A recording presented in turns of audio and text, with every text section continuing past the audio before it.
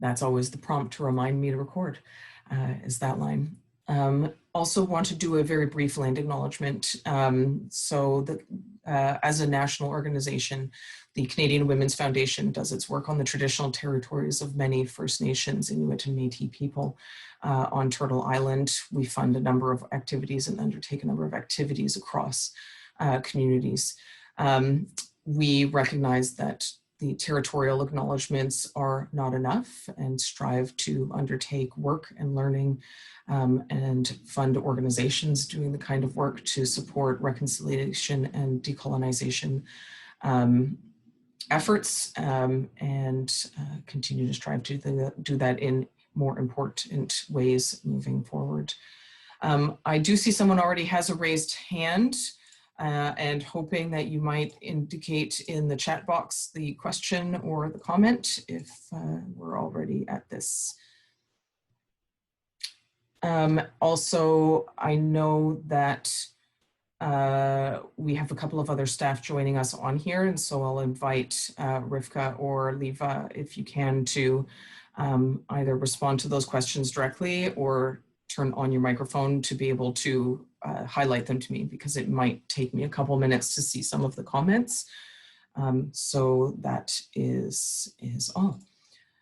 So let's launch into it, learn more about our community needs grants, what the foundation is looking to fund, how you can both work on your proposal and get support from foundation staff about it, and some of our process for decision making, as well as, of course, taking the questions at the end.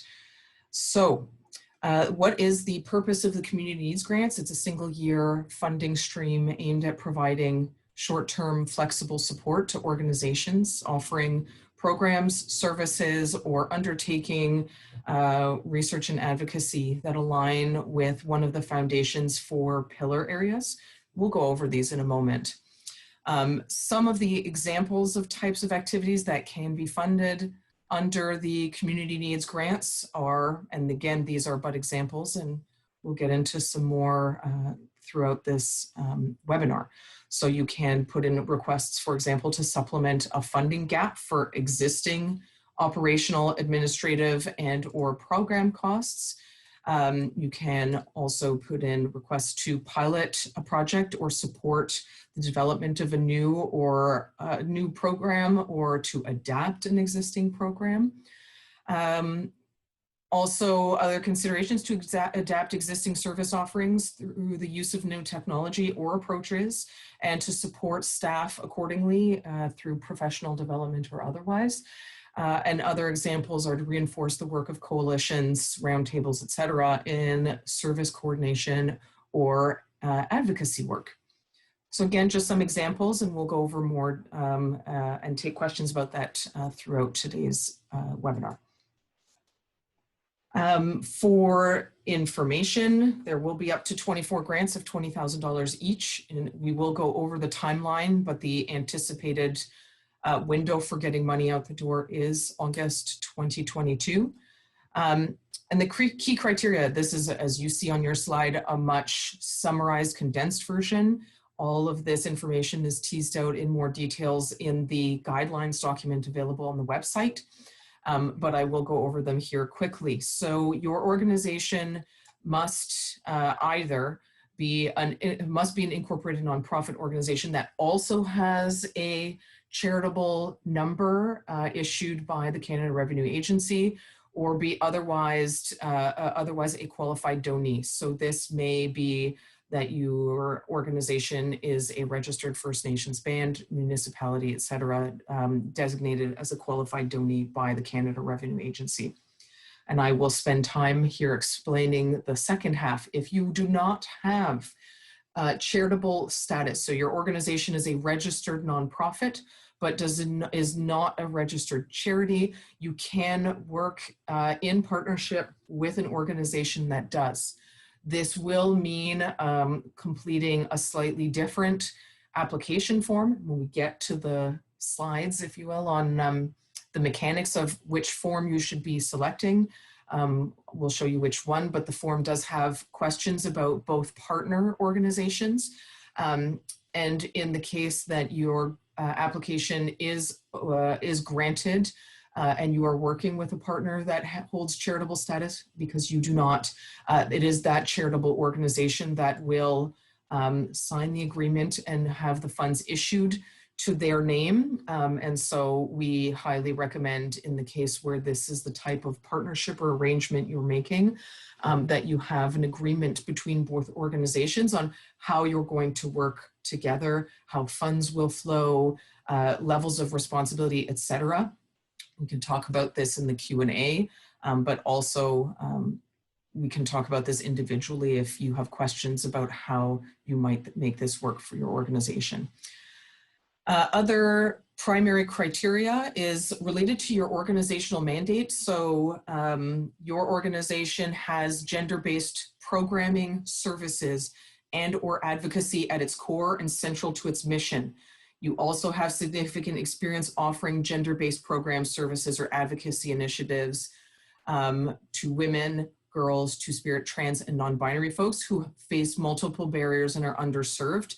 You'll see in the guidelines a more fulsome list of communities that will be prioritized in our considerations. But the element of delivering or experience in delivering and having a mission that centers gender-based programs or services is essential. So if this is, if you were thinking of applying to deliver a girls program for the first time, unfortunately, this is not the grant application for you. We are looking to support organizations that have developed, that have this level of expertise and are looking to either expand, adapt, or otherwise meet needs in serving the communities that they are already serving.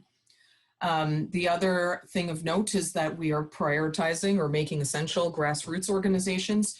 For all intents and purposes, we've defined this as organizations with a budget of less than $1 million per year. And this is, again, an operating budget. So if you have a large capital campaign underway, that is not part of your operating budget. Operating is really the standard costs of running your services. So staffing, rent and or utility type of payments, your program costs, etc.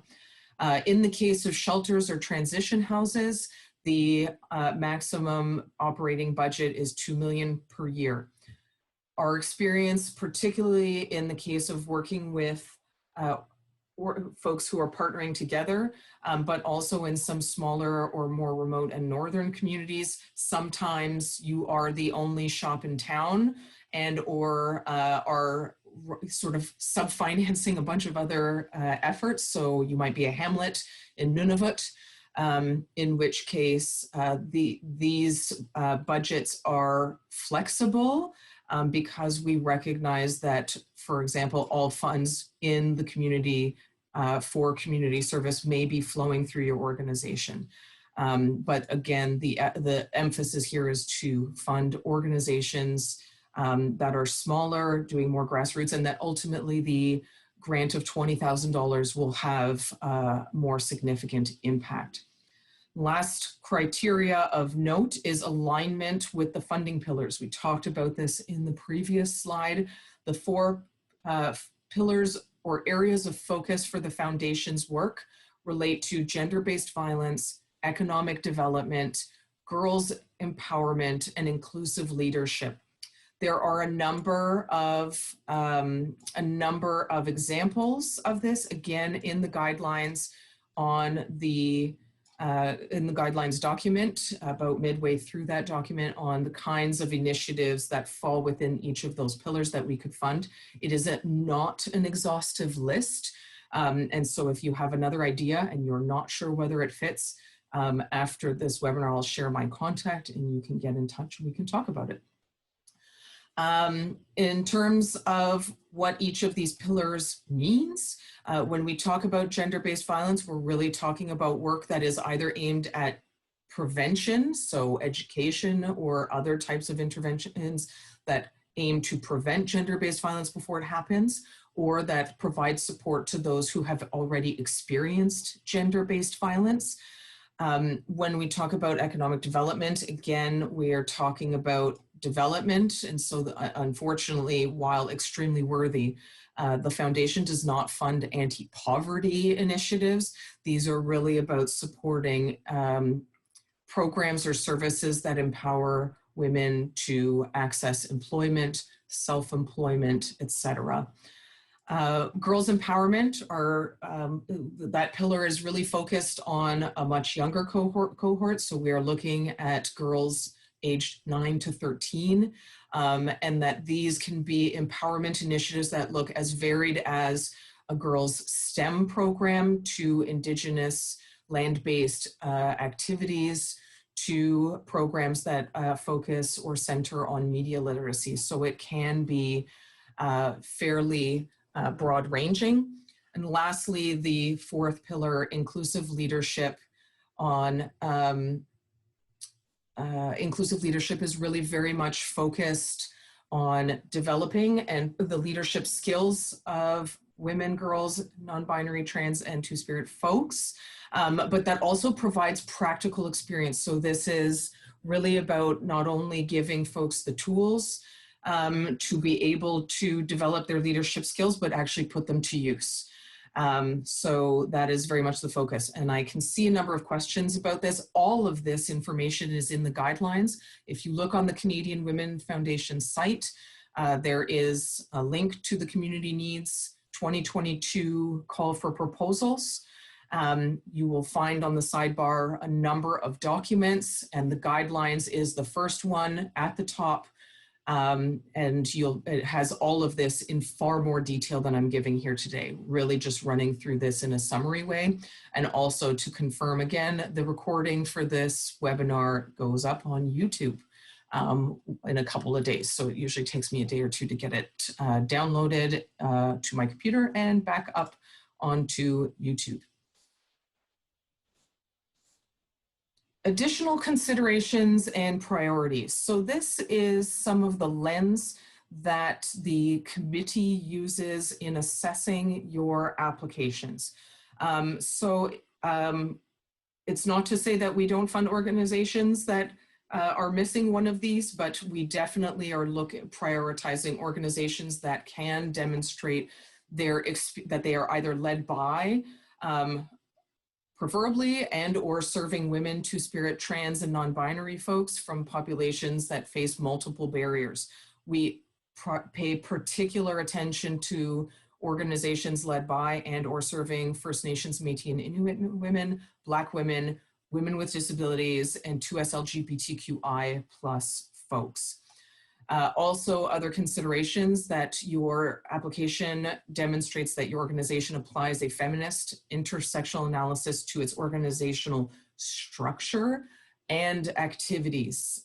So is your organization inherently feminist in how it is organized, but also in the types of interventions or work that you do? We'll also prioritize applications that understand the intersections of inequity and barriers to participation, that use an asset-based positive approach that centers clients' knowledge and experiences, and that considers the realities of participants' lives. So in your application, if you're saying that you're going to work directly with participants or on behalf of a community, have you factored into your budget and your approach the kinds of supports that they would need to be able to access your program or actively participate in your advocacy efforts? And do you have established partnerships with other local community-based organizations? Again, a consideration in our analysis. Things of note, these are questions that we get fairly often, which is how many applications we will accept, especially that we have 4 different pillar areas we'll fund. Some organizations would like to be able to put in their hat for 2 different streams or funding pillars. Unfortunately, you are only able to submit 1 application to the community needs grants. We will not consider more than 1 in this call for proposals. And if you are applying for a community needs grant, you can still apply for other funding that may become available. I can say that there are other grant streams that will be opening in the coming weeks, and you can submit applications under both, but they will need to be for different interventions. We will not fund the same intervention through different streams at the same time. Similarly, if you already have a grant that's currently active, you again can apply for a community needs grant, but it will need to be for work that is different than what you have received funding for. Some considerations on the things we do not fund. I will not read these all out loud, but these again are reiterated in the guidelines published on our website. You will note that some things say if it is the only component of a project, or that we can't fund something unless it's a bigger project. So note those, because it doesn't mean we won't fund them. It just means we won't fund only that. And here's a question again that we get a lot, and you'll see this table in the guidelines again, which is the process timeline. So applications are due March 21st at 5 p.m. Eastern. I cannot put enough emphasis on the time. It's 5 o'clock Eastern time. I am in Montreal. That's the time zone that I work in. And we need to be able to manually close our application portal. So we pick 5 o'clock. If you're in British Columbia, that means it's 2 o'clock your time. If it's in Newfoundland, you have till 6:30 p.m. If for any reason you realize the day of that a partner is not going to send in their letter of support on time, you can submit it by email after the fact, but you need to let me know before this time. If I do not hear from folks before March 21st at 5, we unfortunately can't attach it after the fact. We can find ways to work with you to get things in after the time, but we need to talk about that prior to March 21st. In terms of our process for review, so we work with a committee of volunteers. The majority of our community members are folks from who work within the gender-based service sector and have experience and knowledge about the kinds of interventions you might be putting in an application for. But they are volunteers, and so we do give them about a month and a half to review the grants that come in. They read all of them, provide comments so that we can give you feedback, good or bad, after the fact. The committee will meet and render its final decisions in early June. So we're looking at the first week of June. Once those grant decisions are made, they send their list of recommendations to the Foundation's Board of Directors, who approve this. And currently that date is scheduled for early July and immediately thereafter. So here it's noted as August. It may be that in late July we're able to communicate it, but we don't commit to that yet. So by August, we will communicate with all applicants whether or not your application was successful. And if it was successful, also we'll immediately follow up with the required documentation for the agreements, et cetera, to be able to issue payment. For those who are curious, the full amount of the payment is provided upfront. So no holdback, no interim payments, et cetera. Before you start your application, so I've already talked a bit about it on our website, again, CanadianWomen.org. There is a, you see here actually the exact link, but you can access it through our main page. This will take you to the link on this slide will take you to our webpage where you can find general information about the call for proposals. You'll also see 3 other documents attached in the sidebar. One is the guidelines, so it really outlines the kinds of interventions we'll fund and some of the considerations. You'll find an instructions document which outlines and gives you some sense of the kinds of information we're looking to get under each question. We recognize the questions are a bit general, and for some folks having a bit more context is helpful. So we've created a document that provides more information on the types of information you might include in your answers. Also provides instructions on how to navigate and upload things into the supporting documents section and so on.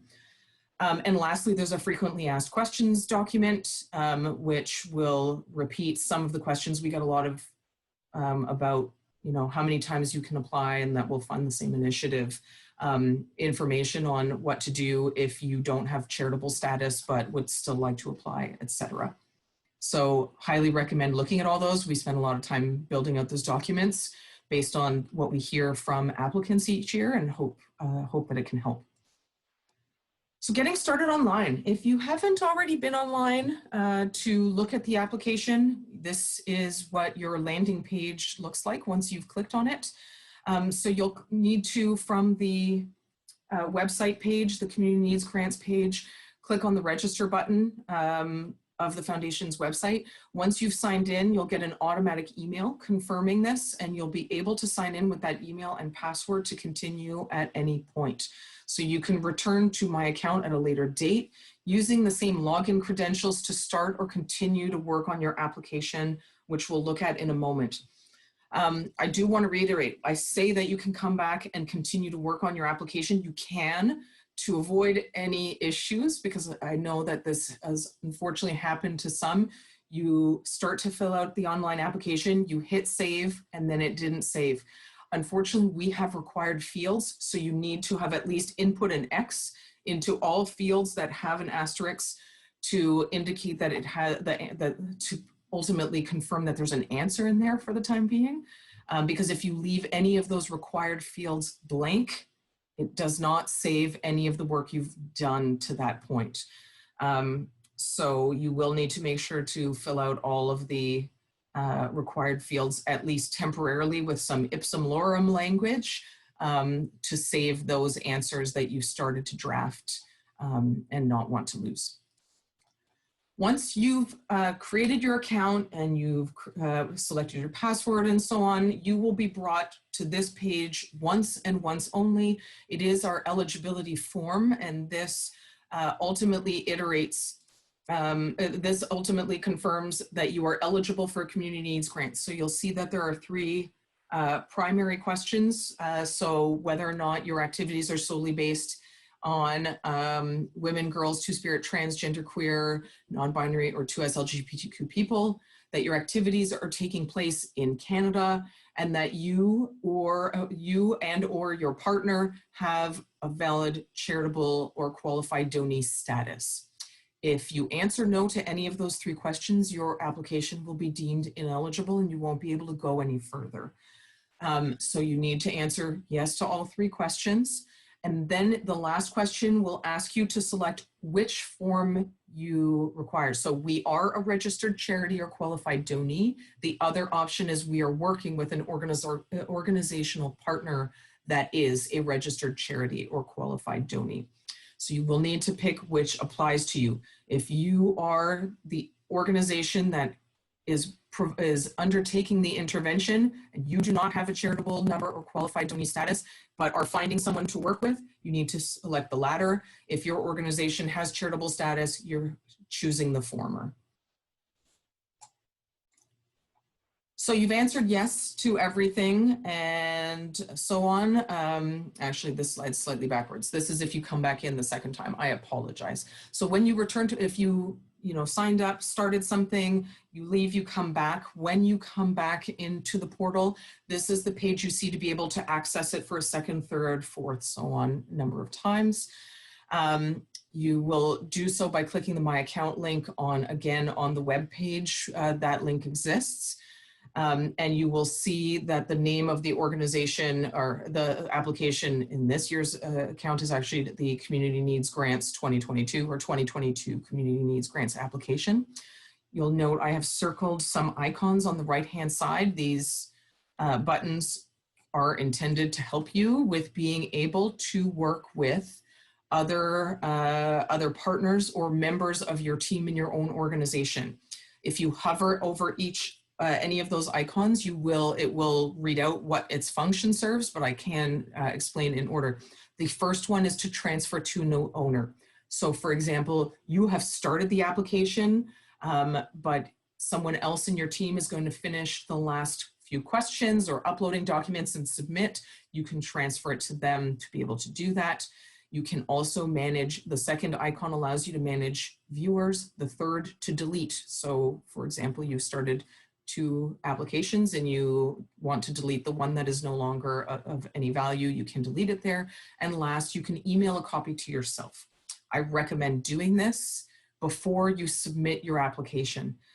You will be able to go into the portal after you've applied to be able to review your application in future weeks, months, or years. But always better safe than sorry if you email a copy to yourself. If for any reason there's a change in staff and the login information is lost, etc., you'll still have a copy of that application to save in your own organizational files. All right, back to navigating in the portal. This is where you land after you have completed the eligibility form. And we'll go through, rather than the questions, we'll just go through some of the functions. So once you've opened your application, you'll note that there's a few tabs at the top of the page. You can click on any tab you'd like in order to jump from one part of the proposal to the other. Again, noting that you need to save any work you would need to complete all required questions. I'll just go through what each of the tabs is for. So the first one includes questions. These are primarily related to you and or your partner organization where applicable. So these are questions about your organizational operational budget, some information about the number of staff, board of directors, your organizational mission, etc. The second tab includes questions related to the proposed activities. So whether or not you're applying for project or program funding or operational and administrative dollars, all of the questions about what the need is that you're trying to address, how you will use the funds, who you are working with, your approach to undertaking this work, all of that is found in the second tab. The third tab is where you upload all supporting documents. It's also where you can find and access the budget template form, which we ask that you use the one provided here as opposed to submitting your own. You'll note that some supporting documents will be required from your organizational partner if you're working with one. So better to look in earlier and coordinate with your partner to get those on time. And the final tab allows you to review and submit your application. You'll also see just under the tabs circled on this slide, again, we hyperlink to the guidelines, the instructions, and the FAQs that exist on our website. So if you are in the middle of your application and want to refer back to one of those, that hyperlink is already in there.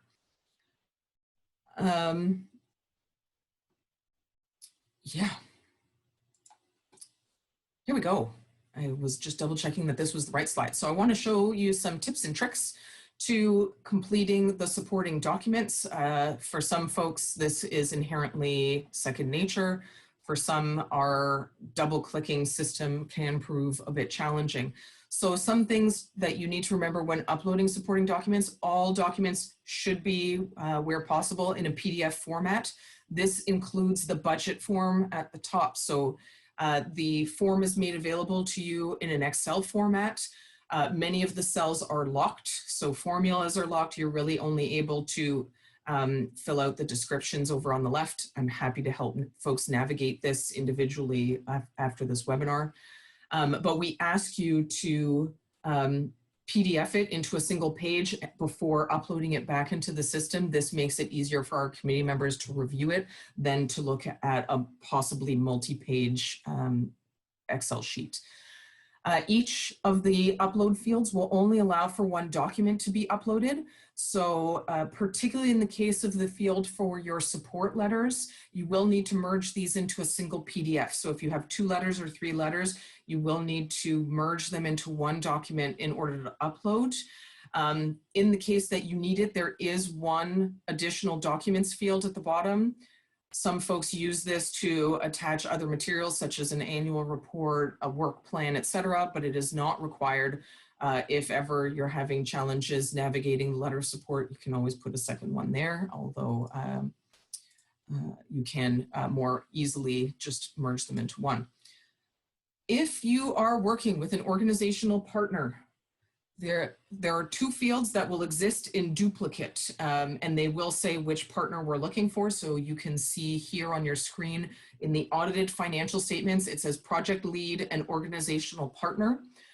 We ask for the audited financial statements of both organizations. And the reason we do is, from a legal standpoint, we are issuing the grant to the organizational partner, i.e. the organization that has the charitable or qualified donee status. However, they may have a budget that is far above the $1 million or $2 million limit, which inherently would penalize your application. So we're looking to see that the organization delivering the work can demonstrate that their budget is within the allotted amount. We also ask for the anti-racism or diversity policies of both organizations. And those are the two fields that really we're asking you to provide the information from both partners. This does not apply if you're working with a partner that is not a charitable partner. So if you are just working or collaborating with another partner, we don't require these files from them, but only where two organizations are submitting a joint application. In order to upload these, you'll see in the circled section, it says choose file and upload. So you'll click choose file. You will select the file from your computer or the drive where the document is saved. So let's assume it's on your desktop. You will click budget form 2022. You will click on that to select it. But when you come back to this page, you will have to hit the upload button in order for it to save to save in our online portal. So it requires 2 clicks in order to get uploaded and saved. And now you've done all of these things. So you've completed the information about your organization, about the proposed activities, you've uploaded all of the documents, and you'll go to the 4th and final tab, which is about reviewing and submitting an application. If, like me, you have a lot of blank spaces, it will give you this error box that says to please correct all of these issues. If you don't have any issues, it will say that you're good to go and you can hit submit at the bottom of the page. But if you get this error box like I have, whether 1 item or in my case, 19 items, you will need to ensure to complete or address those before you can submit it. The system just won't let you. So you will need to fix those. If, again, you have any challenges, we are around to support you in navigating this on an individual basis after, from today onward. Some tips on how to stand out. So some of this feels probably a bit redundant or self-explanatory, but just want to reiterate, staff have spent significant time developing the guidelines, instructions, and FAQs. We highly recommend looking at them. You will note that there are assigned word limits for each question.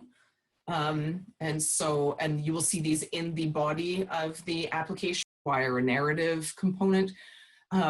These are intentionally limited. We are trying to get folks to be brief and frankly, hopefully not have you spend too much time writing a novel. But while they are intentionally limited, we do recommend that you use as much of that word limit as possible. Simply put, 1 and 2 sentence answers do not provide enough detail for the committee to consider. So our experience last year indeed was that we had a number of organizations that I think assumed we knew what they meant after 1 or 2 sentences.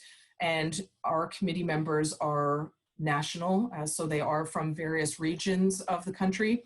Some will know your work, some may never have heard of your organization. And so we hope that you can write both concisely, but also provide information to our committee members who might want to know more about your organization, what you do, and how you do it. While you have, and this is again to reiterate, don't assume we know your work. Committee of volunteers will be reviewing the application and may not be as familiar with your work, so be explicit in stating your organization's approach and previous experience. So is gender-based work core to what you do? And if so, tell us a bit about that.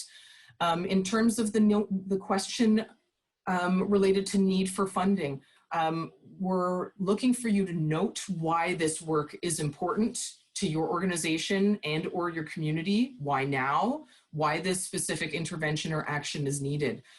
So not to say that you shouldn't use any external research, but we're looking less for an academic understanding, highlighting needs in your community writ large, but why it is that your community needs this funding at this time. So it might be that you are looking to adapt a program or a service and you need $20,000 to do some training for your staff and or bring a new person into a role. We're looking to understand why you need that person or that training as opposed to some more academic research explaining why GVV services are essential, for example.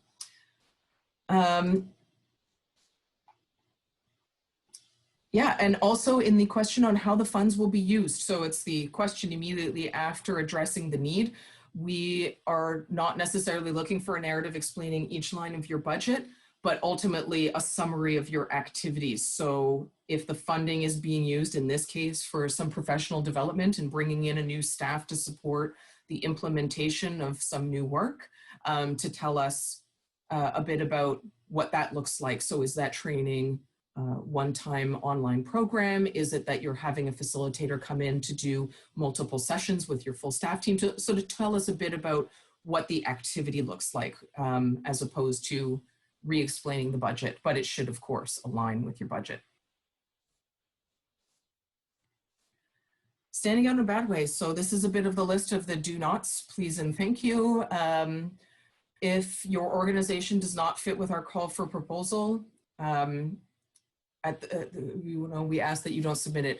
There are a variety of applications we receive, extremely worthy interventions, but they don't align with the pillars of what the foundation does. For example, we do not fund health or mental health interventions that are isolated from gender-based violence, for example. So if that's the kind of work that you do, probably better to find a funder that looks to fund those sorts of initiatives.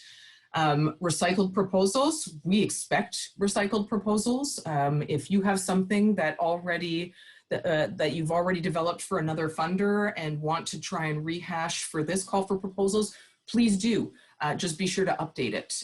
If you've put it forward to another foundation, a government funder, and we see the name in there, it's not to say that it'll disqualify your application, but it gives us a sense that this has not been tailored to this call for proposals. So it just requires a bit of tweaking to be appropriate for Canadian Women's Foundation.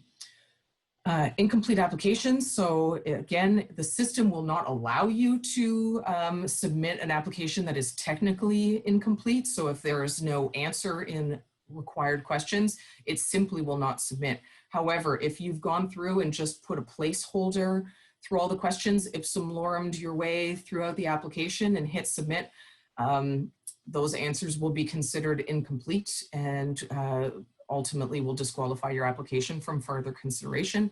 And as noted earlier, if you try to submit after March 21st at 5 p.m. Eastern and have not discussed that with a staff person at the foundation prior, we simply won't be able to accept the application. Of course, we always want to thank our generous donors. So the Canadian Women's Foundation is a public foundation. This means we fundraise for every dollar that we grant out to organizations like yours. And so want to acknowledge the support from these donors, as well as really dozens, if not more, of individual donors who support the community needs grants. And last but not least, this is my program. This is my contact information.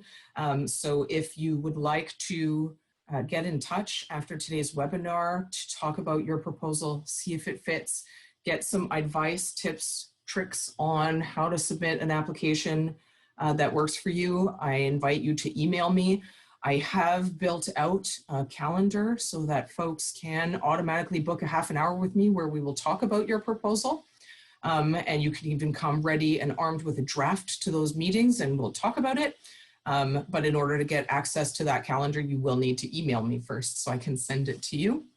So I invite any and all to get in touch with me sooner rather than later. And this is the end of my presentation, but I do have my colleagues on here, Rivka and Leva. If there's anything you wanted to add that I haven't addressed before we take questions, is there anything you want to say? Just for best practice, especially when you're online, recognizing that our online platform is a cloud-based platform. Jackie was saying that you have to fill everything in. My recommendation is open it up, email a copy to yourself so you can see all of your questions, work offline, like create a Word document where you can answer all the questions that require an actual narrative, and then copy and paste that when you're ready, when you log back into your platform. It's safe, it's easy, you've got all your answers, you're never gonna lose anything. That's just a best practice that a lot of folks have utilized over the past few grant sessions, and they found it really helpful. If you have any issues with getting online, or not understanding how to log in, please do use the annual grants at canadianwomen.org.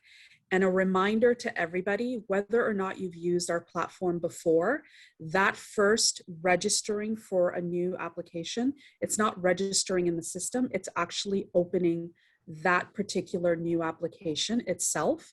So everybody has to take that first step, whether or not you've used our online platform before, just to make sure everybody understands that point. And that's it for me. Thank you, Rivka. Okay, I'm just going to say out loud, I see a few folks who are asking for the recording to their emails. If this is the email you registered to this webinar with, you will receive it. Otherwise, this recording will be on the Canadian Women Foundation's YouTube channel, likely not today, and tomorrow we are doing this webinar again in French, so likely both will be uploaded on Friday. So if you registered for this webinar using, you will get the recording at this email, and if not, you'll have to just go look on YouTube, but it'll be easy to find. I see some questions in the question and answer box, so I will go through those, and maybe Rivka, if you have any in the chat or elsewhere, you can have that at the ready and I'll come to you. If you go to the open ones first, most of the folks that had questions in the chat, I've asked to transfer over, but if you go through the ones that are open, and then there's a couple that I will point out to you in the chat, if you can do those after. Okay, that'd be great, yeah. So right now there are a couple open ones, so I'll just read them in the order they were received. The first, can the funding be applied over more than one requirement? For example, a workshop program and increasing organizational capacity? The answer is yes. So you can apply for a variety of budget lines. The two activities do not necessarily need to be associated, although you may find that challenging in explaining the need of two different activities. If there is a causal or a direct relationship between those two things, it's easier for you to explain it, but you absolutely can apply for more than one activity. Again, this is more about being able to tell us the story of what this funding, what the need this funding will address, and how the activity, what activities you imagine implementing to address that need. If we are a grassroots women's charitable org with a budget of over 1 million, then we are not eligible. Generally, the answer to that question is yes, unfortunately. If you provide shelter or housing, the amount cutoff is 2 million. I can say that if you're over by a couple of dollars, that the committee will likely still consider it. But if you are at well over 1 million in the case of a women's organization, or over 2 million in the case of a shelter or housing provider, quite significantly, then yes, your application will not be considered. The foundation is really prioritizing this grant stream towards smaller organizations. Do we email you first to be able to book a one-on-one session? Yes, the answer to that is yes, please. I have a calendar that folks can automatically book a time. You can imagine that in our sector, we try not to publish these kinds of things more widely to avoid trolls and others from eating up all those time slots. So please do email me at annualgrants@canadianwomen.org. I will reply to you with a link that you can go directly into my calendar and automatically book it. So it's a Calendly link, you click on it, you pick the day and the time you want, and it is automatically held. You will receive an email confirming that the appointment is on. Do you need letters of support if you don't have a partner organization? The answer is yes. You need a support letter. If you are working with an organizational partner, so in the case you do not have charitable or qualified donee status, and you are working with someone who does, that organization must provide a letter outlining their role and support for the proposed activities. If you're not working with a charitable partner, you yourself have charitable status and are working solo, we still ask that you get a support letter from another organization in your community, perhaps in a wider coalition or network that you work with, to speak to the critical need for your work. We do ask you to please not submit testimonials. These are really intended to be support letters from other organizations, either in your community or within your wider network. Jackie, one of the questions in the chat asks, say we meet the charitable status, but not the 1 million budget requirement, so we have to partner with another organization. Does this organization have to be women focused? Yes. So if you are a charitable organization and you are the one who wants to do the work, well, this is actually a much wider question. If you're a charitable organization and a women's organization and you're proposing to do the work, you are really applying on your own. You will not qualify with a smaller partner. However, if you are a larger organization that is supporting a smaller organization to put forward an application, so you are working with a small grassroots organization that's been around for a very little amount of time and you're really serving as their charitable partner, then yes, they need to be a women's organization. Well, they need to be able to demonstrate that gender-based programming or activities is core to their mission and that they are the ones undertaking the work.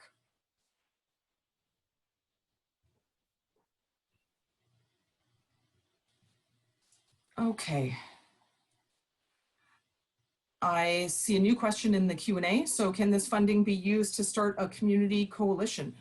Yes, this work can be used to facilitate either a new or an existing roundtable, network, coalition, organizing group, whatever you might want to call it, but ultimately a group of organizations that are looking to either think about better service organization, advocacy, other things that you might undertake as a group to advance gender-based issues. Absolutely, it is eligible for funding.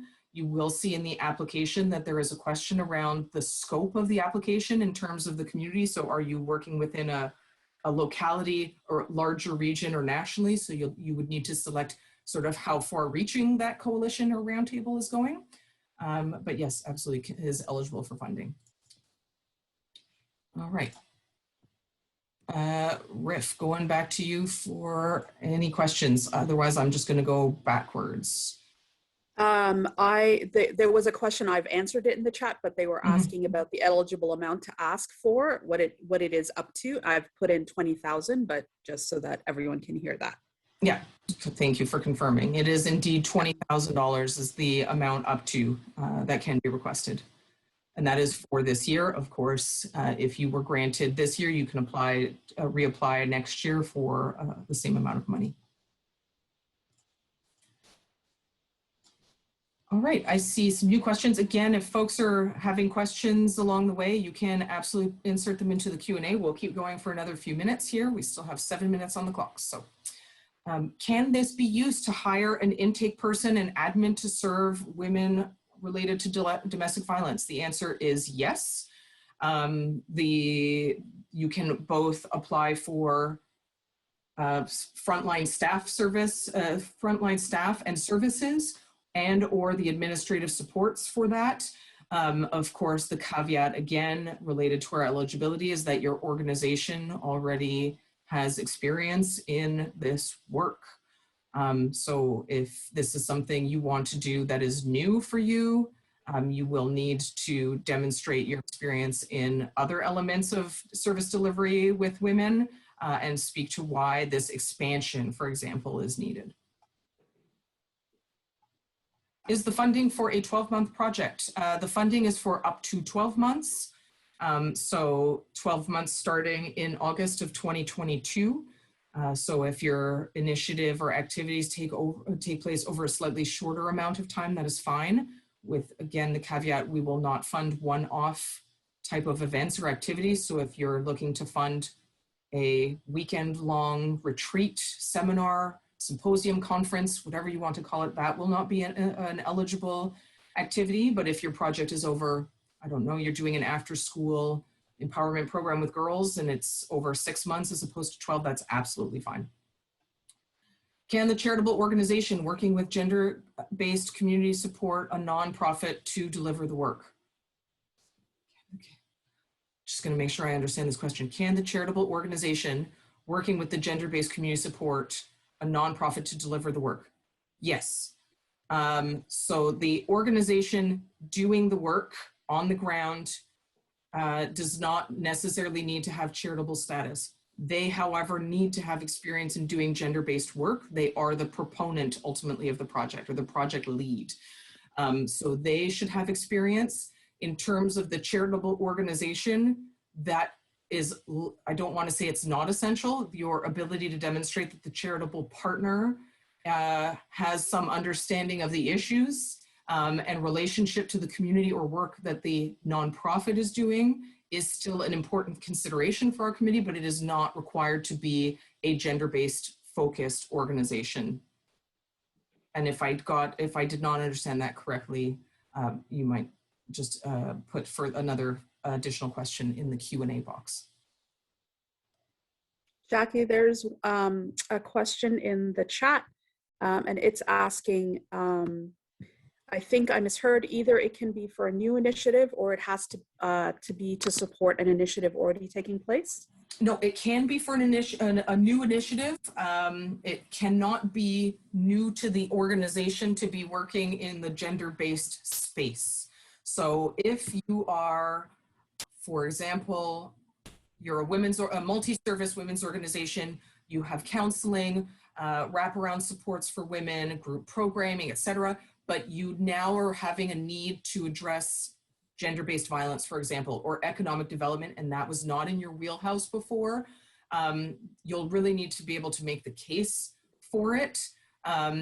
If it's a new initiative that's directly related to what you do, i.e. a new girls program, and you've done a bunch of girls programs, absolutely we'll fund a new one. But the ones we will not look at is if you are an organization that has very little experience and or no mention of gender-based programming or services within your mission, those will not be considered. So if working with women, girls, trans, two-spirit, and non-binary folks is new, and I mean like the programs designed specifically for, tailored to these communities is new to your organization, you will not be eligible for funding. Question, is there a minimum amount of time for the programs? We tend to run programs for 4 to 6 weeks, but run it more than once. That is absolutely fine. There is no minimum time limit, if you will, as much as the interventions, we promote interventions over a more sustained period. So if, again, what you're proposing is a conference, symposium, seminar, etc., one-off workshops that you do only once a month for 6 months, and that it's not the same participants, that is not eligible. However, if what you're doing, as you've noted here, is a 4 to 6 week program, participants have a high touch or higher level touch with the organization over those 4 to 6 weeks, absolutely we can fund those kinds of activities. Not everything has to be a year-long program. If we are a youth center focusing on skill development in the trades, and we know that having girls only after school program in welding and woodworking to make girls feel more comfortable, to learn new skills, could we apply, or would we not qualify it as if this is new to you, and I'm going to invite you, Emily, to reach out to me.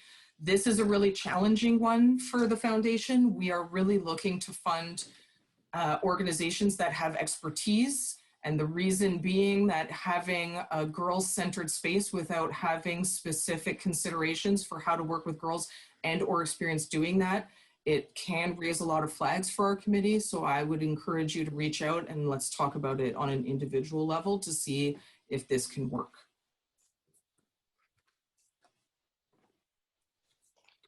Going back to the Q&A box, what is the max total revenue or budget of the 2 million? Also, if your partner, okay. I'm going to repeat this again.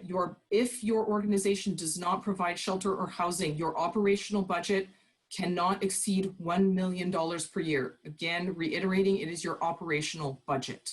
So if you are undertaking a capital campaign, that should not be included. But if your normal operating costs are in excess of $1 million, your organization should probably not spend too much time on putting in an application.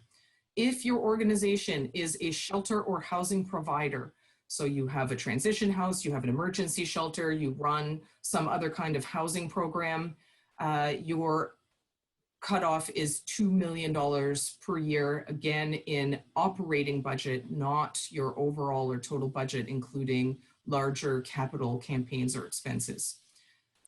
Jackie, there was a dial down question that was asked about that. If they are part of a larger organization that has many shelters, it's the operating budget of the umbrella organization or the specific transition or shelter. I'll get to that one in a second, because there's the secondary question of this one, which is also if your partner is the total combined budgets of both organizations or each. In the application, we actually ask you to each provide the information. For the charitable partner, this caveat does not matter. If you are a smaller organization that meets this criteria and you are working with a charitable partner to support your application, if their budget is 5 million, that is fine. But for the project lead, your budget cannot exceed the $1 or $2 million, depending on the type of organization or services you provide.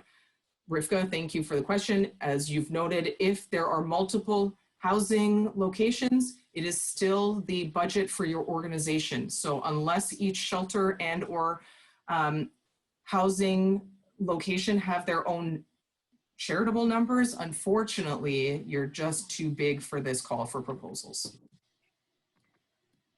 I see a new question. We have experience doing GBV work. All our staff are volunteers. Since COVID, there is more demand for our services. Will we meet the criteria? That is a much larger conversation for you and I to have. So I'm going to invite you to send me an email and let's book a time, particularly also because we're at 3:01 and I want to be mindful that we are over time and some folks might not be able to stay on. So Rafia, please reach out by email and we'll schedule a time to talk about your circumstance. All right, and seeing no further questions and knowing that we are over time, I've left this slide up purposefully. If you have not already noted it, please note the email. That said, it is also on our website and all of the materials. I encourage you to reach out to me in the coming days and weeks so that we can talk about your specific proposals. I'm happy to coach folks through it and so on. And so if you have questions, just want to brainstorm, just want to make sure you're on the right page, please reach out and we'll find a way to connect and go through this exercise together.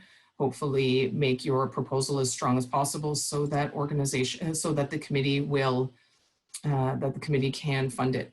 Again, reiterating, the webinar is recorded and is going to be uploaded to YouTube. Anybody who, with whatever emails were registered here, we will be sending the recording and the slide deck directly to you at the email you used to register.